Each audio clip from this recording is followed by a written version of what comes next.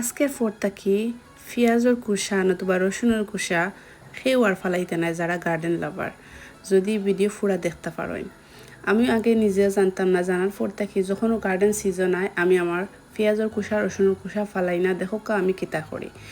যখন আপনি পেঁয়াজের কুসা রসুনের কুসা খুলবা একটা বউল হোক আর বাকেট হোক নিবাগি নিয়ে রাখি লিবা, রাখিয়া আপনার গার্ডেনের কতটুকু উপকারও আইব আমি দেখাইয়া দিলাম। আপনারা ওয়ার্ম ওয়াটার নতুবা গরম পানি, আমি আমার ক্ষেত্রে এই গরম পানি দিলাম, দিয়া 1 নাইট ও 2 নাইট পানির মাঝে ডুবাইয়াও বাকলগুলা খোসাগুলা রাখি দিবা।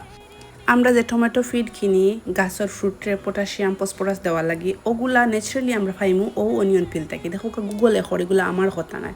অনিয়ন পিল থেকে আপনি কিতা কিতা পাইবা, আপনার সয়েল ইমপ্রুভ হইব, ওধকা পটাশিয়াম পাইবা, ন্যাচারাল ফার্টিলাইজার হইব, ফসফরাস পাইবা, সবগুলা আয়রন ক্যালসিয়াম সবগুলা বেনিফিট, ম্যাগনেসিয়াম সবগুলা দেখাইয়া দেয় এবং কিলাখান বানাইতা ফার্টিলাইজার দেখাইয়া দিছে। আমি গুগল ভিডিওর মাধ্যমে দেখাইয়াও দিলাম, আপনারা দরিয়া হোল্ড করিয়া পুরাটা ফরে লিবা।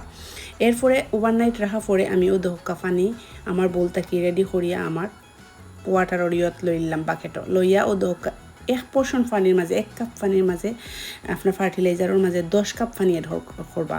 দেখো আমার বাকেটের মুড়ো আছিল আনুমানিক 1 কাপের মতো ফার্টিলাইজার, অনিয়নের পানি, পেঁয়াজের কুসার পানি, আর আমি লগে ফুল বাকেট ভরে লিছি। 10 থেকে 12 পরিমাণ বেশি পানি এড করছি, কারণ এটা জিনিসটা করা আপনারা পানি এড করে দিবা, ডিরেক্টলি দিবা না গাছের গুঁড়ি। ও দোক আমার খুদ লাউ গাছের গুঁড়ি দিছি, নাগা গাছের গুঁড়ি দিছি। আপনারা আশা করি ভিডিওটা উপকার আইব।